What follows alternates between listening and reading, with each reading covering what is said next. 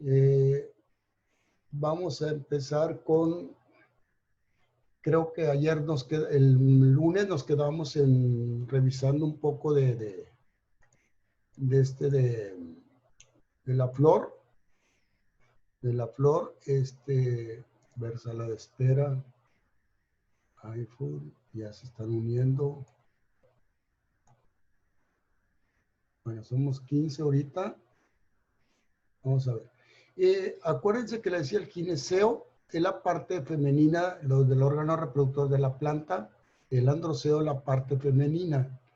En el androceo están los estambres, el filamento, que es esta parte de aquí. Ahí se ve, lo remarco con amarillo, con naranja. Y el gineceo, el pistilo, que es esta forma de botella. Pero vamos a lo que es.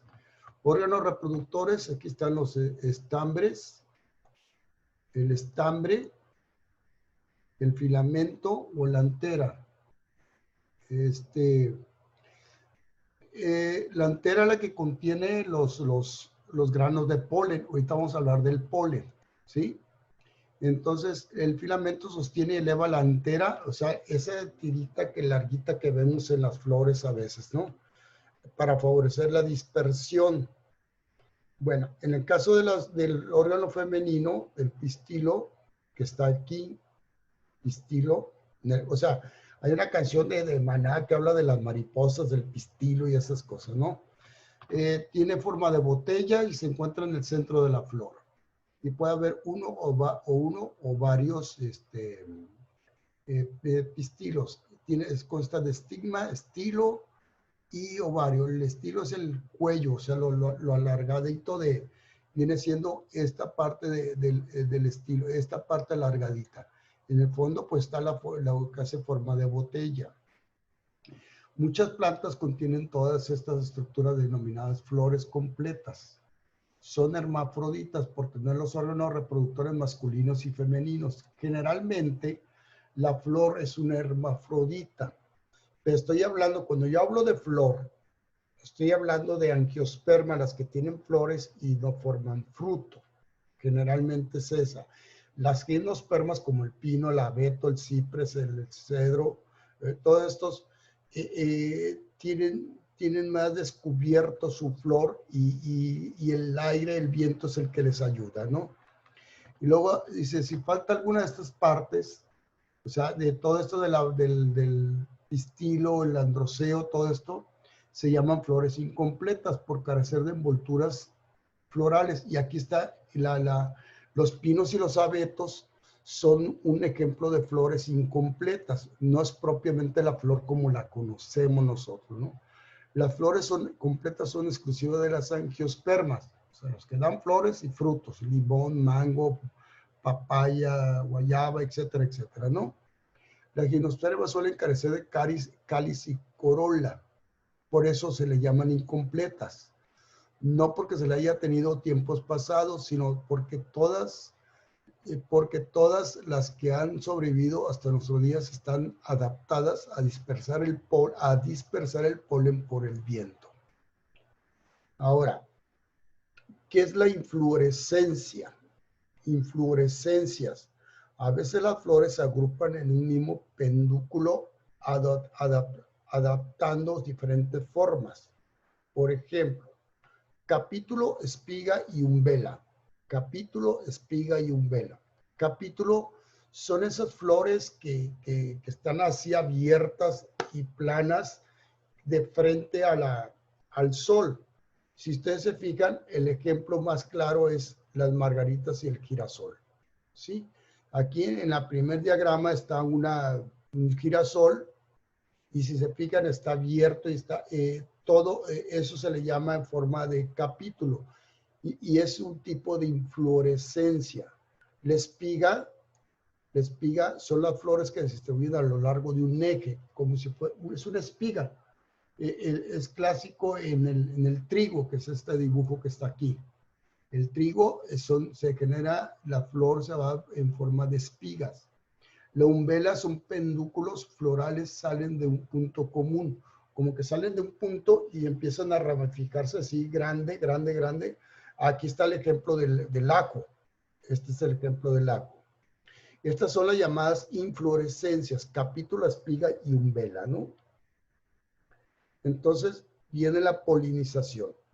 La polinización, las plantas no pueden desplazarse por lo que para que se produzca la fecundación, para que se produzca la fecundación, es necesario que el gameto masculino llegue hasta el gameto femenino. O sea, el androceo llega al gineceo por las enteras, por los estambres, llegan al pistilo y se van al estilo y se van hasta donde está el ovario. La polinización es la dispersión del polen, ¿sí? El modo de que se utiliza la planta para transportar el polen. ¿Cuáles son los mecanismos que se transportan el polen? Son dos. Anemogama. Ane, donde vea la palabra ane, se refiere al aire. El polen se transporta por el viento. Las flores suelen carecer de cáliz y corola, como en el caso de las gimnospermas, los pinos y los abetos. Los estambres suelen ser largos y pedúnculos que para dejar mecer con facilidad, o sea, se mueve con el aire y el polen se va dispersando por el viento, ¿no? Esto es común cuando se presentan situaciones de alergia. El polen de la flor, el polen de esto me causa alergia. Eso por ahí viene la situación de y hay mucha gente que es alérgica al polen. Hay bastante. Luego viene la so de animal, zogama. El polen es transportado por animales, generalmente insectos. Polinización entómaga. Ento viene de entomología, la rama que estudia los insectos. Por eso se llama el prefijo ento. Estas flores producen sustancias dulces, néctar que les gusta a los polinizadores. ¿Quiénes son los polinizadores? Los insectos. Y a veces es su única fuente de alimento. Mientras que se alimentan, se impregnan su polen y al cambiar a una flor, esparcen el polen de la flor anterior y empieza la reproducción. Entonces, esto es común en las plantas que tienen flores y que son angiospermas. El polen suele estar acompañado de una sustancia pegajosa para adherirse a los animales. Las flores suelen tener color vistosos, olores característicos que atraigan a cada animal en cuestión. Cuando dice atraigan a cada animal en cuestión, no todas las flores son para todos los insectos. Hay flores que son para ciertos insectos, depende del tamaño, la forma y el insecto. En este caso, una de las principales animales que son insectos que son grandes polinizadores es la abeja, ¿no? ¿Sí? Entonces, viene la semilla y el fruto. Aquí muy importante, cuando ya se da la fecundación, cuando se da la fecundación en la flor, se empieza a formar una cubierta externa del óvulo que envolverá al embrión. El embrión es el nuevo nacimiento de una semilla. Ese embrión se le denomina cotiledón. Entonces se acumulan las sustancias y empieza el nacimiento de otra semilla. Entonces, en el caso de las angiospermas, es como se van formando las semillas para otro árbol, otra planta, y van haciendo la semilla. Muchas veces la gente procura dejar secar la semilla porque es como puede brotar la nueva planta ya sembrada. Entonces, yo siempre he querido saber por qué se tiene que secar algunas semillas, no lo sé. Parte de la semilla, aquí es muy difícil que les pregunten, pero una semilla, aquí está el dibujo, esto parece ser es un durazno, pero solamente se está hablando de la semilla. de la semilla, solamente, ¿sí? Lo voy a borrar. De la semilla.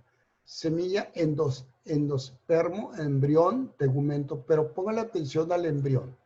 El embrión va a la flecha aquí, mire, va una tirita leve, leve, leve. No sé si a ustedes les tocó en primaria hacer el experimento en el algodón y agua del frijol y que sale un cotiledón. Eso es lo mismo, ¿no? Porque al final de cuentas el frijol es una semilla, ¿no? Y luego viene la parte exterior, que es el pericarpio, endocarpio, mesocarpio y epicarpio. Pero básicamente lo principal de la semilla es el embrión, el espermo, pues más bien es el embrión y el cotiledón. Depende del cotiledón, depende de la planta, son 1 o 2 cotiledones, ¿no? Luego viene la formación del fruto. Ojo, solamente en angiospermas. El limón da limones. El limón es un fruto que surge de una flor que se fecundó. Las paredes del ovario se desarrollan y recubren la semilla formando el fruto que protege y facilita su dispersión. Nosotros vemos aquí un cotiledón y esto se está formando. Si vemos acá, el fruto ya viene formándose todo este amarillo que rodea la semilla. ¿Sí? Entonces, es una parte carnosa que acumula sustancias de reserva para atraer animales. Muchas veces dice carnosa para atraer animales. Se refiere que hay frutos que son dulces y que los pájaros o los animales se lo empiezan a comer, a picar por el dulce y lo nutritivo para algunos animales o aves. Pero, por ejemplo, en el caso de la lima, la naranja, el limón, no es tanto por lo tipo de las características ácidas de ese tipo de frutas. Entonces, la dispersión de las semillas, cómo se dispersan las semillas, son de 2 formas. Ane, y acuérdense que ane es de viento, so de animal. Dispersión de semillas por el viento. Generalmente, estas semillas por el viento se dan en las gimnospermas. ¿Qué significa? En los pinos, en los abetos, cipres, etc. En los bosques se da mucho que las semillas se dispersan por medio del aire. Las semillas diseminadas por animales son frutos que suelen carnosos, tienen colores vistosos, emiten olores para atraer a los animales. Los frutos ingeridos y las semillas salen junto con las heces. Cuando el pájaro, entonces, se empiezan a tragar semillas. También es común en las angiospermas y en las gimnospermas eso, ¿no? Aquí termina esta parte, pero quiero ver lo siguiente. Seguimos con ¿ya ven esta? ¿Ya la ven? Sí. Bueno, quiero que pongan atención a esto. Función de relación en las plantas. ¿Cuál es la función de su relación? Miren, las plantas reaccionan a la tierra, hacia abajo, a la luz, al agua, a los químicos. La planta reacciona, ¿sí? Entonces, la función de relación a esta respuesta se le llama a los estímulos. Por ejemplo, la luz, gravedad terrestre y el agua. Entonces, estos estímulos se le denominan tropismos y nastias. Quiere decir, la función de relación de la planta a los estímulos se clasifica en tropismo y nastias. Tropismo, tropo, de troposfera, están en la Tierra. Y ahorita vamos a ver lo de las nastias. Los tropismos son varios tipos. Puede ser positivo, puede ser negativo, ¿sí? Entonces, si ustedes le van a entender muy fácil aquí, foto, luz, ¿sí? Las plantas reaccionan a la luz, ¿sí? Por ejemplo, las plantas como el girasol busca la luz del sol, el girasol. Muchas plantas las colocamos en maceta o las colocamos en los árboles que les dé sol. En la noche la planta tiende como a dormirse, como se queda más quieta en su funcionamiento interno en todo. Es normal en las plantas, no lo percibimos, ¿eh? Ciertas plantas sí lo percibimos, ciertas flores sí lo percibimos. Eso se le llama fototropismo positivo. Pero si nosotros ponemos una planta de sol en la sombra, se nos puede morir y es un fototropismo negativo, ¿no? Luego viene el geotropismo o gavitropismo, geo de la tierra, geología. Entonces, la planta genera una raíz que va hacia el fondo, hacia abajo, hacia abajo. No es como la enredadera, el zacate, va hacia abajo, ¿sí? El hidrotropismo, la planta generalmente busca agua. Siempre la planta, si ustedes siembran una planta donde casi no la riegan, la planta, sus raíces van a ir a buscar donde hay algo de agua para poder vivir y seguir creciendo. Generalmente estas son en zonas húmedas, ¿sí? Ahora las nastias consisten en movimientos, son los movimientos generalmente reversibles. Quiere decir que el tropismo, los tropismos son estímulos a la luz, a la gravedad y al agua. ¿De acuerdo? Las nastias tienen que ver con el movimiento. Si ustedes se fijan, foto de luz, sismo, de temblor, movimiento, y tic es de tacto, tocar, ¿sí? Entonces, vamos a los ejemplos. Cuando en el caso de la nastia por fotonastia, se refiere que la flor, cuando hay luz solar, se abre, florece, se grande. Cuando anochece, se empieza como a cerrar. Esto es un movimiento que hace la flor. Esto es un movimiento, ¿no? Ahora, en el caso de sismonastia, son los movimientos de la flor, ¿sí? O sea, nosotros al mover una planta se puede contraer o se puede abrir. Entonces, la planta tiene una reacción a un movimiento, ya sea por agua, ya sea por insectos o que nosotros la movamos, ¿no? Y en el caso del ticmonastia es el tacto. Cuando tocamos una planta, hay una planta que no me acuerdo, una flor, me decía mi mamá, si tocas esa planta, la flor se va a churir y se cierra. Yo no sé, pero hay plantas que si las tocas se cierran, ¿no? Entonces, o bien cuando la planta toca una pared, se adhiere, porque siente el tacto, siente la pared que la tocó como si fuera una enredadera. Entonces, eso permite que la planta se pueda sostener, porque la planta siente la pared o siente el tronco, siente, no es que sienta de sentir, ¿no? ¿Cómo le puedo decir? Bueno, no recuerdo la palabra que le va apropiada, pero le sirve como para ella, como un tacto, pues, ¿sí? Ahora, la función de la reproducción se reproduce por esporas y se produce reproducción vegetativa, ¿sí? Ya sabemos que es asexual y sexual. Cuando son por esporas, son unas células especializadas. Cuando cae al suelo y las condiciones son adecuadas, puede originar nuevos individuos. Se da en musgos y helechos. Si nosotros sembramos un helecho en la tierra, esto va a generar muchas esporas y vamos a tener varios helechos alrededor. Igual el musgo, a veces también parte de algún tipo de plantas que sembramos en el suelo o en las macetas, en algunas cosas. Vegetativa tiene lugar por medio disperso de tallos que permiten que la planta resistir los periodos desfavorables. Vamos así. Rizomas es es una raíz que no es raíz. O sea, los rizomas son pequeños hilos, hebritas, que tienen una función como de raíz. Estolones, los tubérculos y bulbos, ahí va. Rizomas, por ejemplo, el jengibre. Vean, esta parte que está aquí abajo, esta parte que aquí como vellos, son los rizomas del jengibre.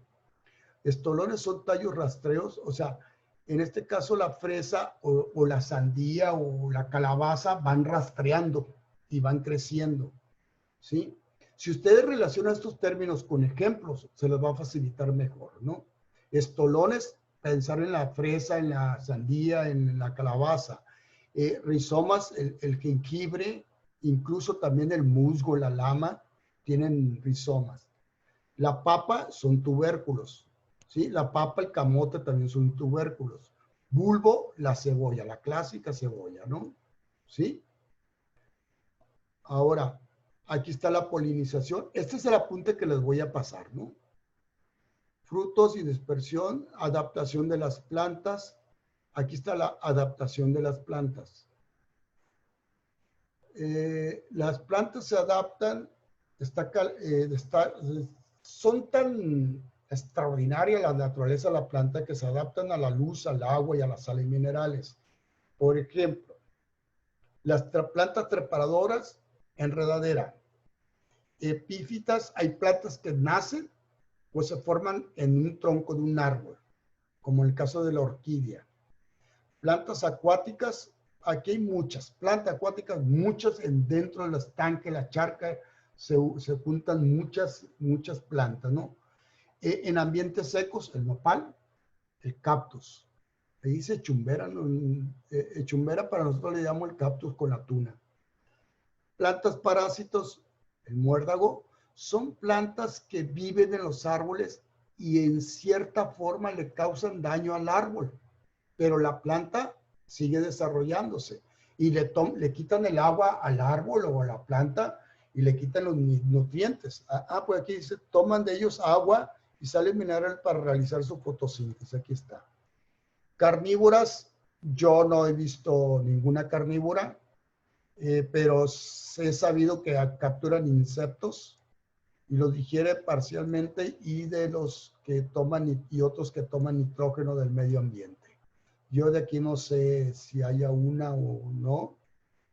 Lo que sigue son como actividades, nomás.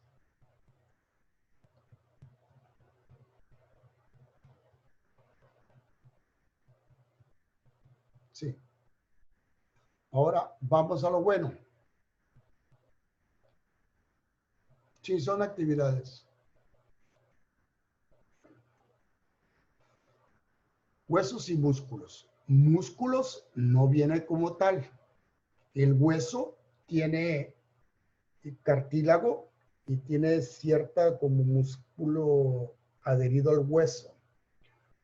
Cuando decimos que tienes lumbagia, a veces entre vértebra y vértebra, tenemos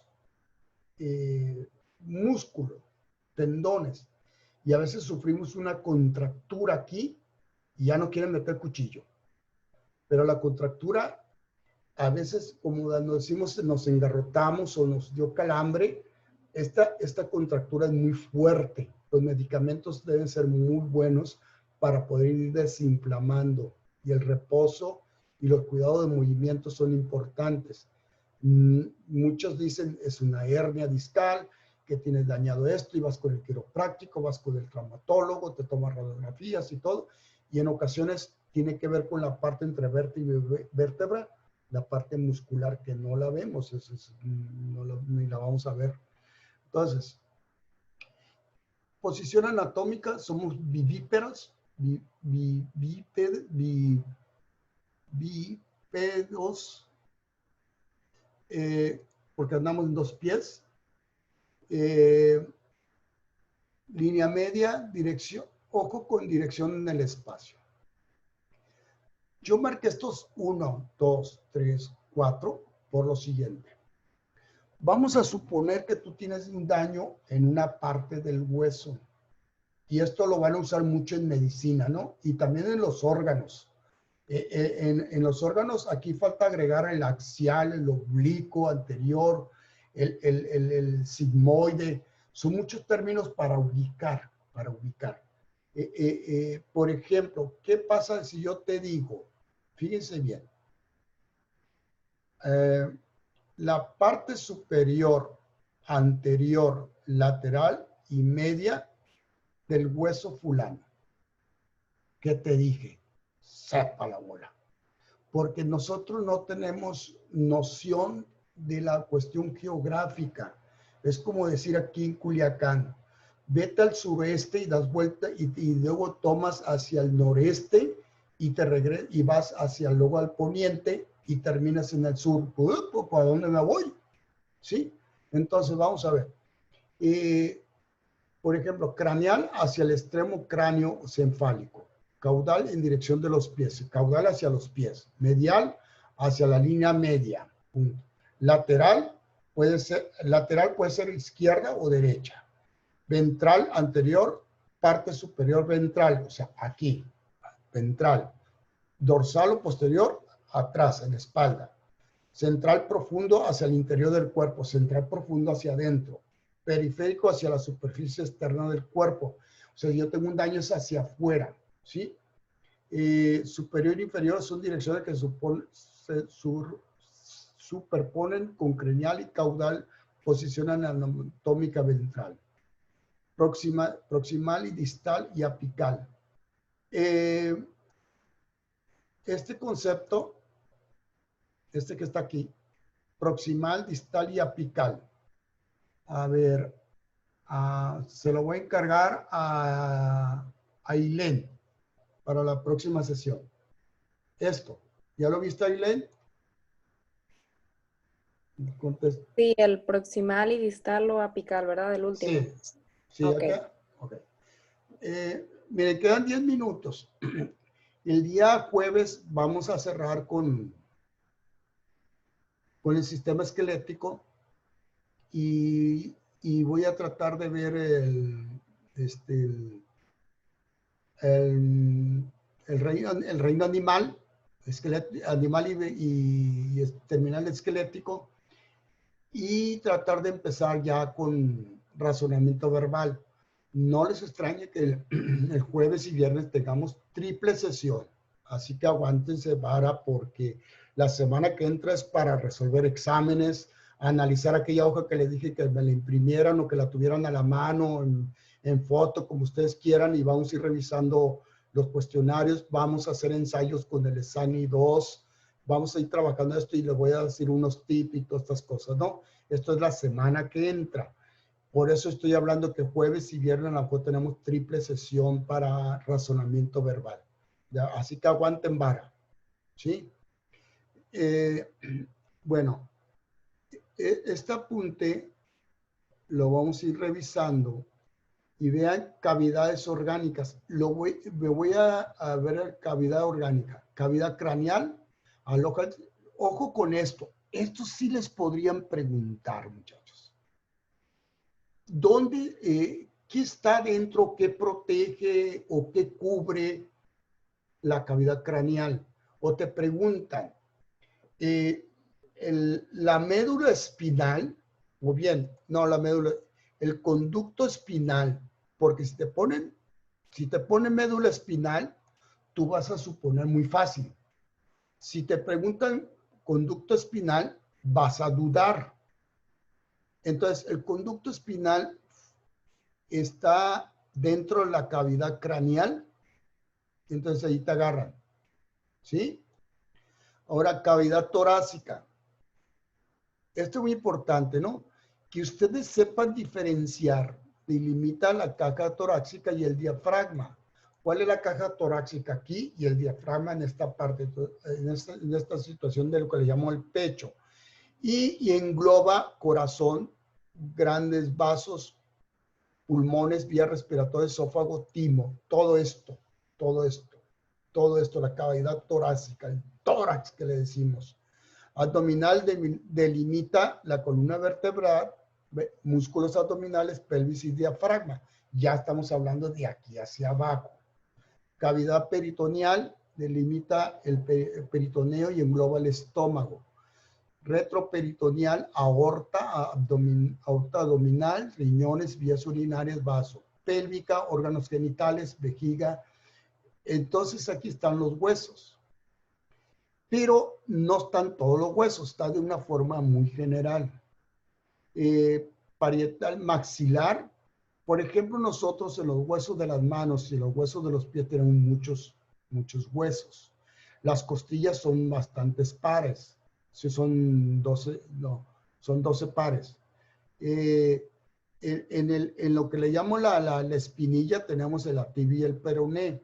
Lo que le llamamos, aquí en esta parte tenemos, en esta parte tenemos el cúbito y radio. ¿Sí? Acá en la parte de arriba, el lúmero. ¿Sí? El hueso más largo que tenemos es el fémur. ¿Sí? Las vértebras son muchas. Ahí no recuerdo el número de vértebras. Bueno. Y luego viene una serie de datos con una diapositiva. Osteología es la rama de la anatomía humana que se encarga del estudio de los huesos. Osteo significa hueso. Por eso se le llama osteología, por eso se le llama sistema óseo. ¿Sí? Generalmente la manejamos como sistema esquelético. Lo más correcto es decirle sistema óseo. Y no es un aparato, porque es un sistema que nos ayuda a sostenernos. Concepto, órganos duros, blanquecinos y resistentes. ¿Cuál es el hueso más duro que tenemos nosotros? El más fuerte que tenemos. ¿Cuál será? El cráneo. No, hombre. No. ¿Cuál podría ser? ¿Cuál No, es, profe? no. Yo pregunté, no me pregunte. A ver, dígalo. ¿Qué le hace que se equivoquen? No estamos para eso. No estamos para corregir. ¿Sale? ¿Cuál era la pregunta? ¿Cuál es el hueso más duro que tenemos? Viejo está dormido. Fémur. ¿Eh? El ¿Cuál? No, fémur. fémur no.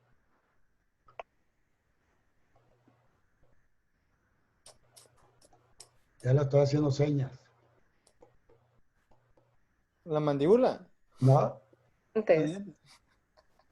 ¿Cuál es, Los profe? dientes. Los dientes, señor. No, no son los dientes. Los dientes es un hueso. Los dientes, señor. Los dientes. Conjunto de huesos que están considerados como huesos, ¿no?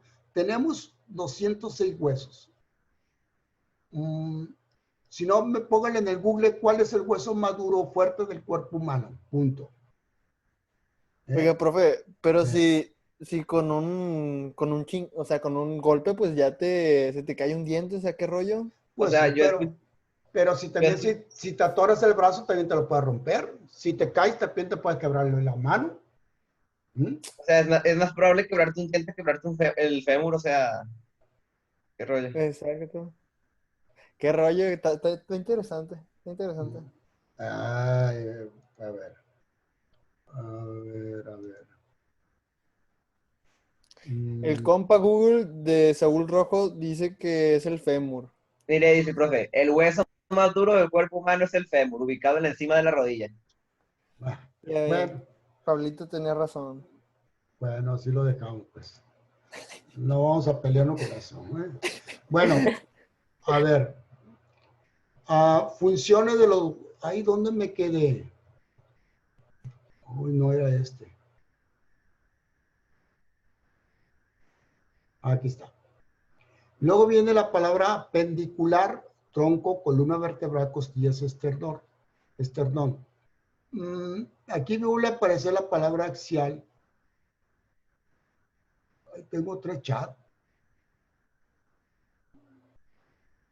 8 chat. No puedo agarrar el chat. A ver ahí. Dios mío, ¿qué hice? Espérenme tantito, ya me perdí aquí. Ya, mejor me quito. Ya. Ya lo leí. Sale, vale. Seguimos. Osteología, ciencia que se encarga del estudio de los huesos. Aquí está la definición. Esto que está aquí con azul es el texto de arriba. Esqueleto, huesos, que como están, y osteología, y aquí viene el 206. ¿Sí? Función de los huesos. sostén, palanca, protección, metabólica y hematopoyética. Sostén, pues nos sostiene totalmente todo, ¿eh? Palanca, los músculos se insertan en los huesos a través de tendones. Esto es lo que nos permite hacer palancamiento y movimientos, ¿no? Protege órganos internos, las costillas nos protegen a los pulmones, nos protegen el corazón, el coxis nos protege los genitales y así nos van protegiendo muchos huesos, ¿no? Metabólica ahí se desarrolla el metabolismo del calcio y del fósforo, que siempre debemos tener calcio y fósforo. Cuando ya se empieza a descalcificar esto, empieza la osteoporosis, que es una enfermedad. Y en la hematopoyética se forma la médula ósea. Muchachos, nos quedan menos de un minuto. Vamos a continuar con este y el reino animal el jueves, en la primera sesión, y vamos a hacerle, si es posible, triple sesión el jueves. ¿Sale? Vale. Lo voy a dejar de compartir porque